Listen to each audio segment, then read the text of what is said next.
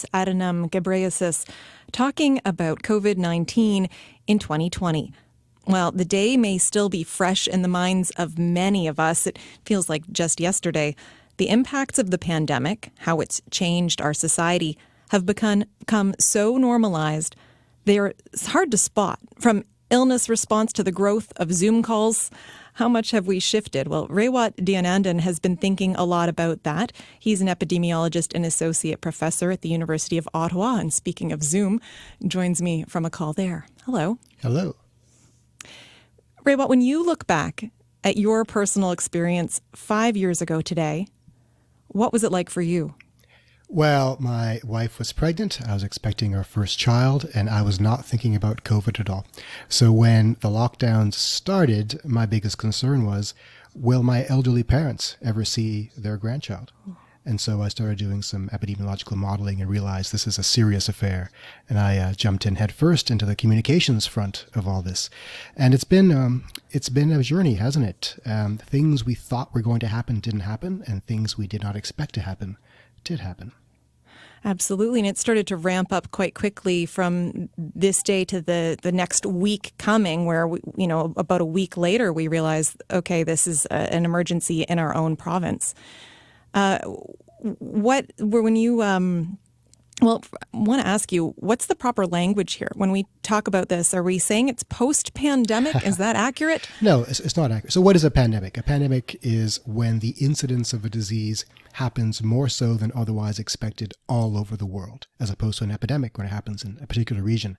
The WHO has a particular threshold for pandemic declaration having to do mostly with their administrative bureaucratic needs. So when they declare a pandemic, that allows them to release some funding, to demand some reporting standards and so forth. So when they said that the emergency phase of the pandemic was over, they're talking about their internal bureaucratic dynamic. The pandemic goes on, as do many other pandemics around the world. So the emergency phase might be over because we have vaccines and other measures, but the disease is still with us. And how much of a threat does COVID pose to us today? Well, that's a tough question. So in 2021, it was the second leading cause of death around the world. In 2022, it's the fourth leading cause of death in the USA.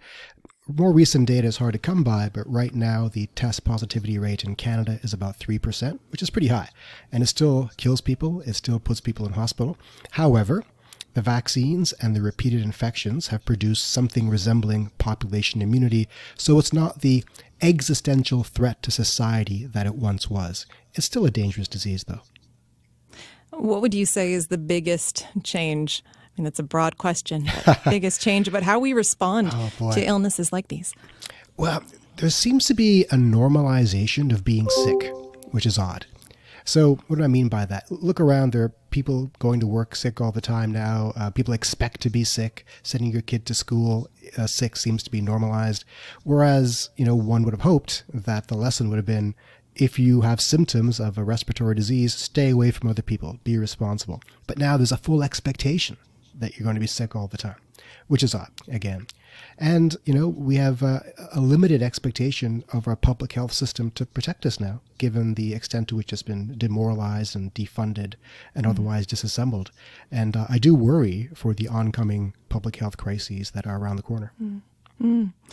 You said it's odd that we've normalized illnesses. Is it all bad, or is there some aspect of that is good? That's interesting. I guess people are aware of illnesses now. They know what the difference between a virus and a bacterium is. They know what aerosol transmission is for the most part. They've heard words like fomite and contact tracing. So the education level of the general public as it pertains to infectious disease epidemiology is much higher than it was in 2019. So that's good. And being on the alert for what illnesses are is good for a large number of people. However, the cost has been a deepening rift in society, ideologically speaking, between those who take seriously what the supposed elite say and those who dismiss it because it is spoken by the supposed elite of public health. I want to ask you about the ideological rift, but I also want to ask you a bit more about COVID kind of itself. One of the things I guess we learned as lay people, the non-scientists among us, would hear how COVID would change all the time, that the virus would sort of shapeshift. What are some of the questions that we still have about the virus? Well, where's it going evolutionarily? The mutation rate continues to be very, very high because so many more people are infected, and it gives the virus more opportunities to change, and that's not slowing down anytime soon. So as the rate of mutation increases, the ability for it to bypass our defenses also increases. And by defenses, I mean vaccination, earned immunity by infection, and otherwise. And the ability of it to bypass our testing regime also increases. So there's still, some things to be learned about how it's mutating and what's the best strategy for containing it. As well, long COVID, I hope we talk about. We don't really fully understand its impact or what it is or how best to treat it and prevent it. But it's going to be a growing issue, I think, economically and socially. What is it? I mean, yes, I absolutely wanted to ask you about it and what do we understand of it? But I'm curious, what made you really want to talk about it? I mean, what's the pressing urge here? Because it was something that was warned about early on that was dismissed in some circles as, panic mongering. But it's pretty clear now that a substantial proportion of people who get sick, I think in Canada it's 18% of people, or 17% of people who report having got COVID also report having some lingering symptoms after infection. And half of those people have some sort of daily activity limitation. That's substantial. That's a long-term economic impact and quality of life impact that we have yet to wrap our brains around as a society. Will it take dedicated long COVID institutions? Will it take renewed examination of our workplace policies and insurance policies and so forth? So these are the lingering social, economic, and political implications of COVID that go beyond the epidemiology of the disease itself. Do you think people take long COVID seriously enough? I don't. I think those who suffer from it do, absolutely. But people are so blasé about COVID infection now that, I've got COVID this week. I'll see you next week when I recover. It's my 5th or 6th or 7th infection. And I think people don't try hard enough to avoid becoming infected. And I don't want to be one of those finger-wagging people who say, you're not being COVID conscious. You should wear your mask everywhere, et cetera, et cetera, et cetera.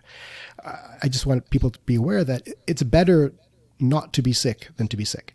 If you can avoid being sick, avoid being sick. Like the vaccine uptake of the last iteration of the COVID vaccine in Canada was like 18% of the population got boosted with a version of the vaccine that was very good, that was very well matched to circulating variants, which means it had a very good chance of preventing you from getting infected in the first place.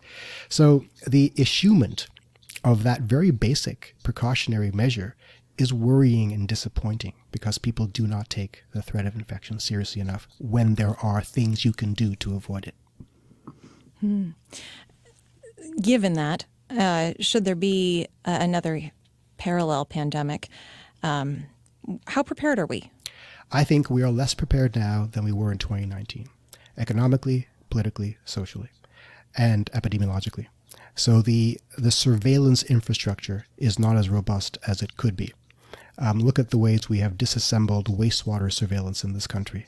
That should be something we invested more in. In fact, we're investing less of it now. Yeah, we have a national program now, but it needs better resolution. We should have as many local wastewater detection systems as we possibly can, not just for COVID, but for all diseases, because that's a cheap, passive early warning system.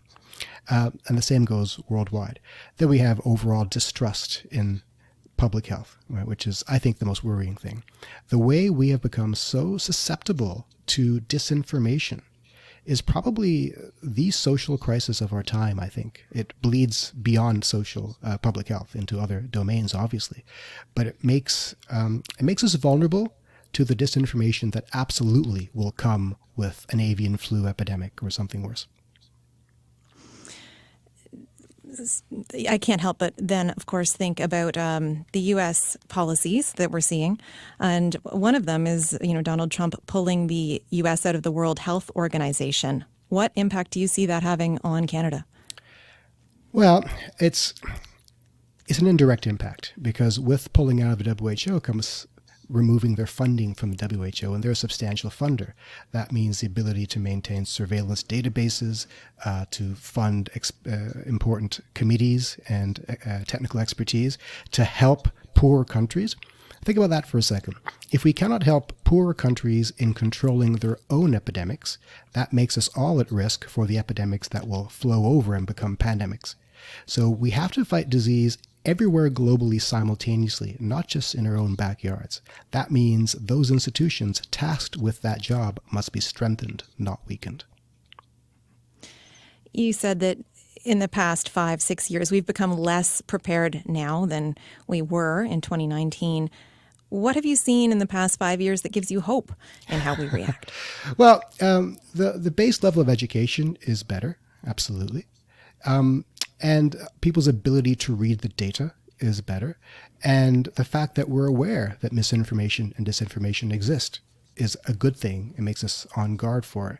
I was disappointed at first. I expected the pandemic to reveal our core virtues, that we are willing to sacrifice for the greater good. And that was not the case. For the most part, it revealed our innate selfishness. But I think there is still a virtuous core at the center of all of us, of our society, and that's still willing to do the right thing. And I expect that that will come to the forefront as things move forward. Also, as we see things south of the border going a little bit haywire when it comes to public health and investment in health sciences, the reaction here has been fairly positive. It's saying we don't want to be like that. We want to invest in becoming a vaccine policy leader, for example. So the potential for Canada to become a leader in some of these areas is quite high right now. And I see hope there. Just briefly, Raywat, how is your 5-year-old doing? He's doing great. Thank you very much. He's a pandemic child, and pandemic children are special. I'll let you get back to him. Thank you so much. It's my pleasure. Thank you.